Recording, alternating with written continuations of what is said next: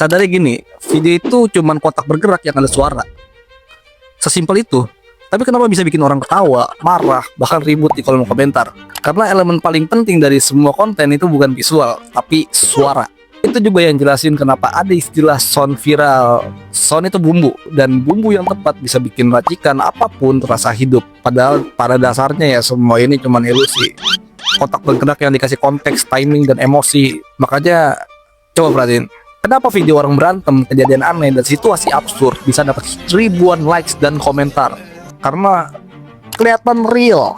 Buat orang awam itu terlihat kayak kejadian nyata, tapi buat sebagian orang yang paham industri ini, itu cuma video orang lain yang lewat dan mereka bahkan nggak peduli. Terus di mana letak seninya? Seninya ada di sini. Ketika kalian nonton sampai habis, seni itu bukan gambarnya, tapi reaksi yang muncul di kepala penonton. Sekarang bahkan kalian mulai susah kan bedain yang mana video AI, mana video manusia beneran. Dan ini dampaknya nggak kecil. Pelan-pelan orang jadi makin kebal, bukan karena mereka kuat, tapi karena mereka itu bingung. Banyak orang nggak punya filter informasi yang bagus, nggak cukup peka buat bedain yang mana hiburan, mana kejadian nyata.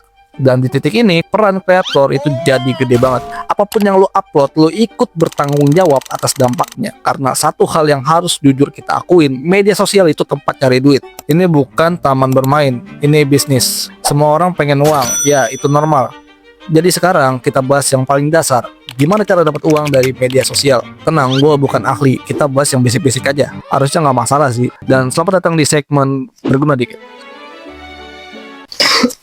Oh shit, here we go again. Sekarang gini, gue jelasin yang dasar banget. Di semua platform ini, uang itu datang dari perhatian. Bukan dari video bagus, bukan dari editan mahal, tapi dari berapa lama orang mau diem dan ngeliatin konten lo. YouTube misalnya, lo dibayar bukan karena upload, tapi karena orang nonton lama dan iklan bisa masuk. TikTok, bukan jogetnya yang dibayar, tapi retensi. Kalau orang scroll berhenti, itu udah cukup buat platform mikir, oh ini layak nih disebarin.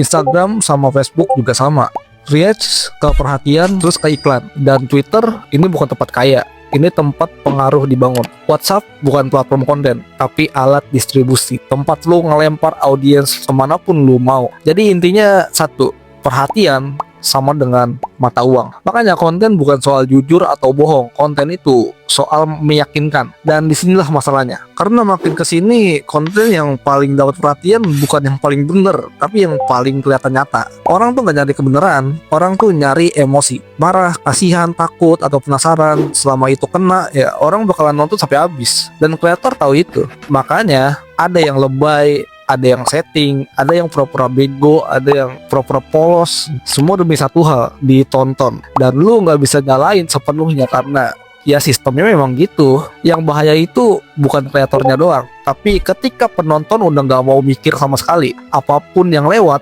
langsung ditelan. Dan di titik ini konten udah bukan hiburan lagi, tapi pembentuk cara mikir. Dan sadar atau enggak ikut main di dalamnya. Makanya pertanyaan aslinya bukan video ini dapat duit apa enggak, tapi duit ini dibayar pakai apa? Perhatian lu, emosi lu, atau cara mikir lu. Oke, sekarang kita turun ke tanah. Bukan ke teori, bukan ke motivasi. Mekanismenya. YouTube itu paling jelas. Uang datang dari iklan. Iklan bisa jalan kalau channel lo monet plus video lo ditonton cukup lama. Bukan karena view doang, tapi watch time. Makanya ada video 100.000 view tapi duitnya kecil. Dan ada video yang viewsnya lebih kecil tapi duitnya lebih gede, karena orang nonton sampai beres. Semakin lama orang nempel, semakin mahal nilai lo di mata YouTube. TikTok beda. Kreator fun itu receh, jangan ketipu. Duit benerannya itu datang dari endorsement, affiliate, dan live gift. Dan semua itu nggak akan datang kalau video lo nggak stop scroll, nembus FYP, atau dapat engagement. Makanya TikTok itu brutal, bre. Lu cuma dikasih 1-3 detik buat hidup. Lewat dikit, ya you die, man. Instagram itu etalase, adshare kecil, reels bonus udah nggak konsisten. IG itu tempat buat bangun image, bangun trust, lalu jual sesuatu, produk, jasa, atau brand deal. Makanya feed kelihatan estetik, tapi duit sebenarnya itu ada di DM. Facebook itu aneh, tapi duitnya masih jalan. In-stream ads, fanspage gede, audiens tua. Kalau konten lo cocok, Facebook bisa jadi mesin uang senyap. Nggak rame, nggak keren, tapi isi rekening. Twitter itu bukan penghasil duit langsung. Ini tempat buat bangun opini, bangun pengaruh, bangun pesona. Duitnya datang dari luar platform, kayak dari job, kolaborasi, proyek. Twitter itu kayak semacam apa ya, kartu nama. Ya, Twitter itu semacam kartu nama, bukan mesin ATM. WhatsApp, ini bukan tempat cari view. Ini tempat buat nutup transaksi. Channel, grup, broadcast, itu ujung dari semua konten lo. Konten narik perhatian, WhatsApp ngubahnya jadi uang. Jadi intinya gini, setiap platform itu beda fungsi. Ada yang narik perhatian, ada yang nanam trust, ada yang nutup duit. Kalau lo maksa semua jadi mesin uang, ya konten lo bakal hancur. Mainnya harus sadar fungsi. Dan kebanyakan orang tuh gagal bukan karena kontennya jelek, tapi karena salah naruh harapan gitu. Dan itu jarang dijelasin sih. Jadi sekarang lu udah tahu kan, konten itu bukan soal bakat, bukan soal algoritma, tapi soal tanggung jawab. Setiap view itu waktu orang, dan waktu itu mahal. Kalau lu mau ambil perhatian, minimal hargain yang ngasih. Sisanya biar sistem yang nilai. So thank you udah nonton, dan gua Sirama, and bye bye.